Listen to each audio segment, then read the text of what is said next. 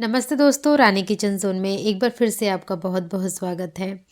मैं फिर से लेकर के आ गई हूँ कुछ ऐसे tips and tricks and life hacks जो ना सिर्फ आपका काम आसान करेगा बल्कि आपका टाइम और पैसा दोनों की बचत करेगा।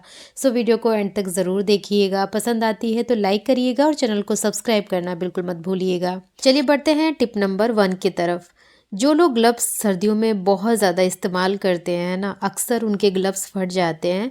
और कई बार हम लोग ना जब घर में ढेर सारा ग्लव्स इकट्ठा हो जाता है तो उसको बेकार समझ करके फेंक देते हैं।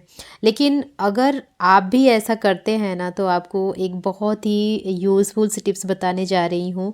जो स्टार्ट करने से ग्लव्स पहले को ये टिप ज़रूर इस्तेमाल करके देखिएगा क्योंकि आप ये बहुत मतलब ज़्यादा ग्लव्स काम को की है। बेसिकली आप रीयूज़ कर पाएंगे। तो यहाँ पे देखिए, ये मल्टीपर्पज़ होता है, इससे आप अपने बर्तन भी वॉश कर सकते हैं। इसके साथ ही आप अपने घर की जितनी भी क्लीनिंग है ना वो बड़े ही अच्छे तरीके से करेंगे क्योंकि ग्लव्स ना बहुत ही ज़्यादा सॉफ्ट मटेरियल का बना होता है और ये अच्छी तरीके से क्लीनिंग तो करता ही करता है। इसके साथ ही जो भी डस्ट होती है, जो भी मिट्टी वगैरह होती है उसको एक्युमुलेट करके और क्लीनिंग बहुत ही बढ़िया तरीके से करता है। तो यहाँ पे आप देख सकते हैं कि मैंने स्प्रे लगाया इस सेंटर टेबल पे जो कि ग्लास का है, और बस मैंने हाथों में ग्लव्स पहना और इससे मैंने अच्छे से रब किया है। आप खुद देख सकते हैं कि कितनी अच्छी तरीके से क्लीनिंग हो रही है। इससे आपके हाथों में ठंडा भी नहीं लगता और क्लीनिंग भी बहुत बढ़िया तरीके से होती है। तो यहाँ पे सेंटर टेबल साफ़ करने के साथ ही देखिए मैं यहाँ पे टीवी को भी साफ़ कर रही हूँ क्योंकि इसका भी जो ग्लास होता है बहुत ही ज़्यादा डेलिकेटेड होता है। और इसको साफ़ करने के लिए ग्लव्स सबसे बेस्ट ऑप्शन होता है। आप देखते जाइए मैं कितनी सारी चीज़ों को साफ़ कर रही हूँ इससे। देखिए यहाँ पे मैंने इस तरीके की सीनरी लगा रखी है। जैसे कि आपने भी अगर फ्रेम लगाया होगा तो देखा होगा कि थोड़ा सा ऊंचाई पे होता है ना तो वहाँ तक हाथ पहुँच नहीं पाता और बहुत ज़्यादा मिट्टी जमा हो जाती है, तो वो भी इससे बहुत बढ़िया तरीके से साफ़ हो जाता है। तो कुल मिलाकर के जो बेकार पड़ा हुआ ग्लव्स है उसको बिल्कुल भी मत फेंकिएगा, फेंकिए लेकिन उसको पहले रीयूज़ करिए, उसके बाद उसको डिस्कार्ड करिए। अब बढ़ते हैं नेक्स्ट टिप के तरफ। बहुत सारे लोगों की ये शिकायत होती है स्पेशली सर्दियों में कि जब पोछा लगाया जाता है तो पोछा जल्दी सूखता नहीं है। तो इसके लिए क्या करना है कि आप अपने पोछे के पानी में फ्लोर क्लीनर के साथ साथ इसके अंदर आप डाल दीजिए बेकिंग सोडा। अगर आपके पास बेकिंग सोडा नहीं है तो इसमें वाइट विनेगर यानी कि सफ़ेद सिरका भी डाल सकते हैं और अच्छी तरीके से इस पानी से आप पोछा लगाइए। ऐसे में क्या होगा कि बेकिंग सोडा अच्छी तरीके से नमी को सोखता है और आपका जो फर्श है ना वो इससे जल्दी सूख जाता है। अच्छी तरीके से ये सूखता तो है ही, साथ में अगर आपके घर में नमी की वजह से स्मेल आ रही है ना तो उसकी प्रॉब्लम एकदम सॉल्व हो जाती है क्योंकि जब बारिश का मौसम होता है या फिर सर्दियां होती हैं तो हर चीज़ में नमी आ जाती है और नमी की वजह से स्मेल की भी प्रॉब्लम होती है। तो इसमें ये बहुत अच्छी तरीके से हेल्प करता है। और आप एक दिन पोछा लगा देंगे ना, आपका घर 4 दिन तक एकदम साफ़ रहेगा, चमकता रहेगा और एकदम स्मेल फ्री भी रहेगा। बढ़ते हैं नेक्स्ट टिप के तरफ। जब कभी भी सब्जी का टेक्सचर बहुत ज़्यादा रिच करना होता है, बहुत ज़्यादा क्रीमी करना होता है तो उसके अंदर हम क्रीम डालते हैं। अब देखिए क्रीम बाज़ार में बहुत इजीली अवेलेबल होता है। अगर आप बाज़ार से नहीं ख़रीदना चाहते, जो रेगुलर दूध आप मंगाते हैं ना उसको ऐसे ही उठा करके और फ्रिज के अंदर 24 घंटे तक रखिए। आप देखेंगे कि जब जब भी आप इसे निकालेंगे बाहर, इसके ऊपर एक बहुत ही मोटी सी लेयर जम जाती है जो कि क्रीम की होती है। आपके घर में भैंस का दूध आता है ना तो क्वांटिटी बहुत अच्छी निकल जाती है। मैं गाय का दूध लेती हूँ तो इसमें बहुत ज़्यादा तो नहीं निकला है, बट हाँ अच्छी क्वांटिटी निकली है जितना भी गाय के दूध में निकलना चाहिए। तो ये बहुत ही इजी सा तरीका है, बिना किसी मेहनत के आप आराम से इस तरीके का क्रीम निकाल सकते हैं। इसमें ना तो आपको गर्म करना है ना तो किसी भी झंझट में पड़ना है और घर पे एकदम अपने हाथों से निकाला हुआ प्योर क्रीम बन के तैयार हो जाता है। चलिए बढ़ते हैं अब अपनी अगली टिप की तरफ। सर्दियां आती नहीं कि अपने साथ बहुत सारी प्रॉब्लम्स लेकर के आती हैं। बड़े क्या छोटे बच्चे भी बहुत ज़्यादा परेशान हो जाते हैं सर्दी खांसी से। अगर आपके भी बच्चे इस तरीके की प्रॉब्लम को सफ़र कर रहे हैं तो चलिए बताती हूँ एक बहुत ही आसान और बहुत ही इफ़ेक्टिव सा तरीका। आप कोई सा भी विक्स ले लीजिए। विक्स को इस तरीके से ना आपको अगरबत्ती के ऊपर लगाना है, अच्छी मात्रा में लगाइएगा ताकि एक लेयर इसके ऊपर आ जाए। तो यहाँ पे देखिए मैंने बढ़िया तरीके से इसके ऊपर लगा दिया है और लगाने के बाद आपको ना इसे जलाना है। ये बहुत ही आसान सा तरीका है क्योंकि बच्चे ना, छोटे बच्चे तो बहुत ज़्यादा परेशान करते हैं। वो नेबुलाइज़र भी नहीं लगाते और दवाइयाँ भी नहीं खाना चाहते। तो ये छोटी छोटी जो टिप्स होती हैं ना वो काफ़ी ज़्यादा कारगर होती हैं। यहाँ पे मैंने इसे जला दिया है और जलाने के साथ आप देखेंगे कि ये अच्छी मात्रा में धुआं निकलता है इससे, जो सर्दी खांसी में बहुत और ज़्यादा ये जो आराम धुआं देता होता है। है ना, ये क्योंकि काफ़ी विक्स के इफ़ेक्टिव अंदर होता है मेंथल, क्योंकि इसके ऊपर कैम्फर हमने और विक्स लगाया यूकेलिप्टस है। ऑयल होता है जो कि नाक की जकड़न को भी खोलता है, खांसी में भी बहुत ज़्यादा आराम दिलाता है। इसके साथ ही कुछ सावधानियाँ भी हैं। छोटे बच्चे अगर हों 2 साल से कम के, तो ये वाला तरीका बिल्कुल भी ट्राई मत करिएगा। और जिन बच्चों को सांस या फिर अस्थमा वगैरह की प्रॉब्लम है, उनके साथ भी ये वाला एक्सपेरिमेंट बिल्कुल भी मत करिएगा। अब बढ़ते हैं अपनी नेक्स्ट टिप के तरफ। देखिए सर्दी के मौसम में ना जैकेट, स्वेटर और कोट बहुत जल्दी जल्दी गंदे हो जाते हैं और गंदे दिखने भी लगते हैं।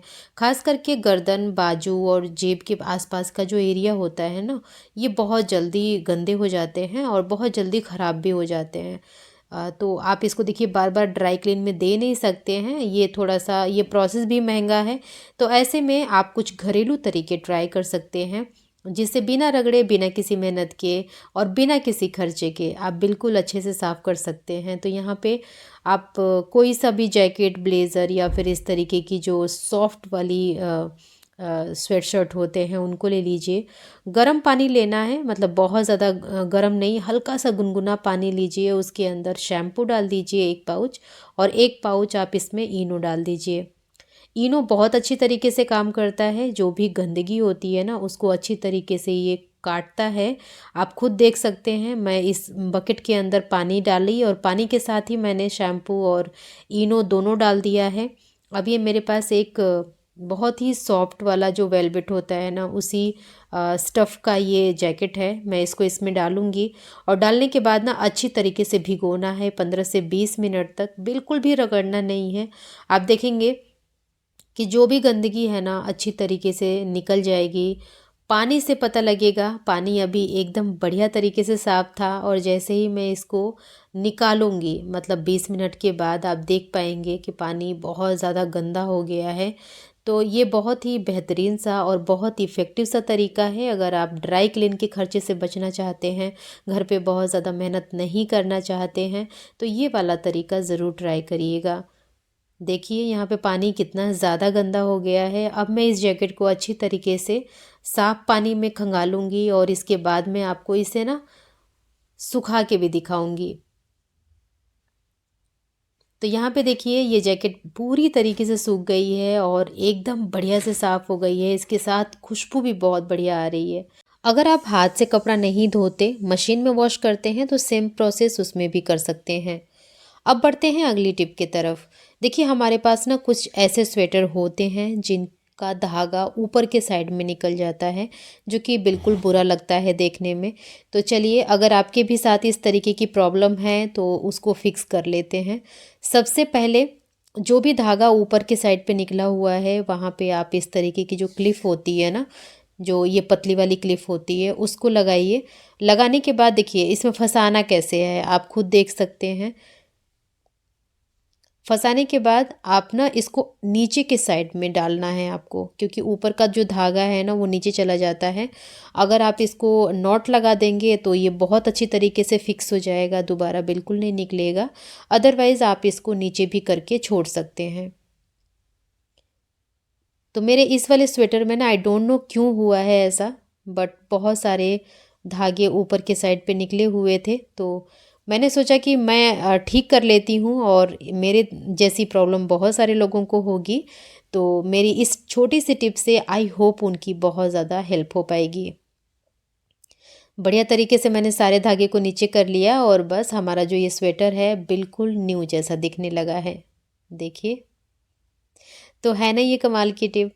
कितने लोगों को हमारी टिप्स पसंद आती है, हमें नीचे कमेंट सेक्शन में ज़रूर बताइएगा। बहुत अच्छा लगता है जान करके कि हमारी वीडियो को बहुत सारे लोग प्यार देते हैं। बढ़ते हैं अपनी नेक्स्ट टिप के तरफ। जितनी हमारे पास मोटी जैकेटें होती हैं उनको हैंगर पे टांगने के लिए हमें कुछ कुछ टिप्स का इस्तेमाल करना पड़ता है, जिससे इनके जो शेप होती है वो ख़राब ना हो, शोल्डर इनके लटके नहीं, साथ ही स्पेस कम ले, अच्छी तरीके से ऑर्गेनाइज हो। तो यहाँ पे आप ना इस तरीके से इसको सरफेस पे बिछा लीजिए। फिर आपको ना बीच में हैंगर डालना है, आप देख सकते हैं। इसके बाद जो इसके बाजू वाला पार्ट है उसको अंदर के साइड में फोल्ड करिएगा।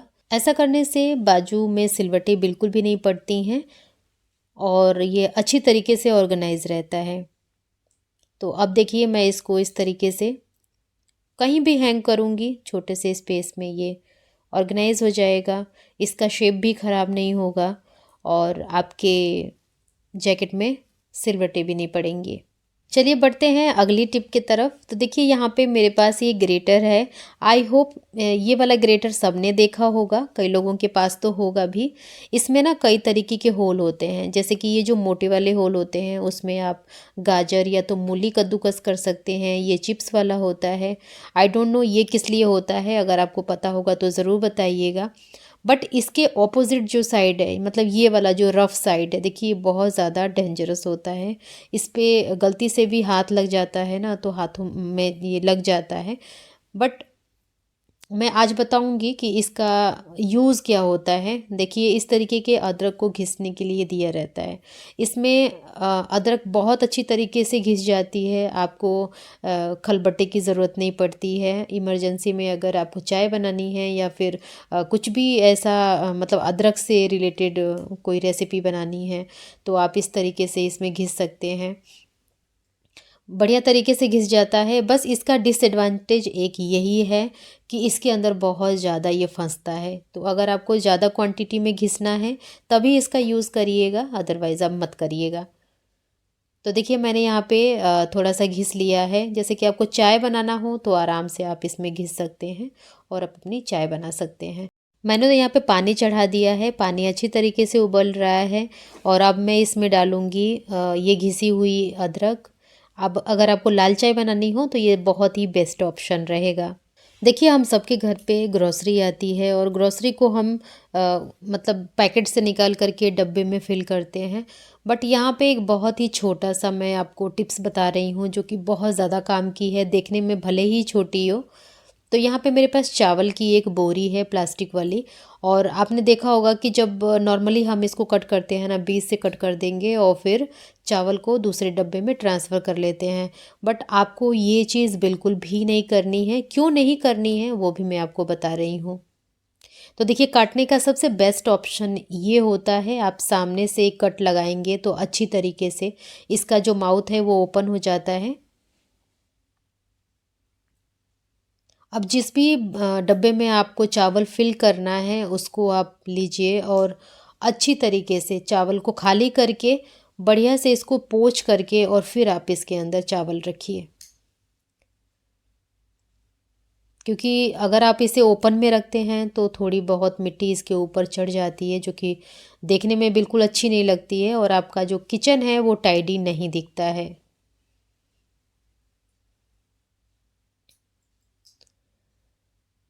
अब मैं इस चावल को इसके अंदर फिल कर लूँगी। मतलब कहने का मतलब ये है कि जो भी आपको ग्रॉसरी दूसरे डब्बे में फिल करनी है तो आप कट कट करने का यही वाला तरीका फॉलो करिएगा, जिससे इस प्लास्टिक का ना रीयूज़ अच्छी तरीके से हो पाता है। इनके छोटे छोटे टुकड़े इधर उधर नहीं गिरते हैं, जिससे इसका रिसाइकिल बहुत ही प्रॉपर तरीके से होता है।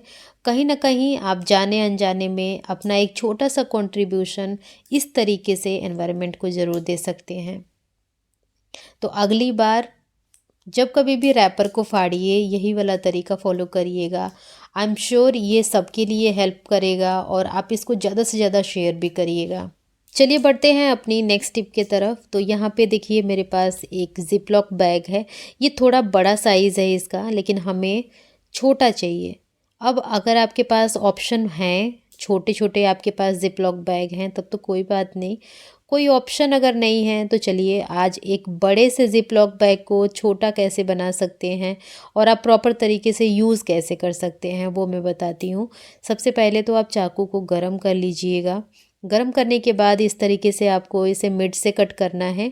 मिड से जैसे ही आप इसे कट करेंगे ना, आप देखेंगे कि ये इसमें मतलब 2 पार्ट अच्छी तरीके से डिवाइड हो जाते हैं।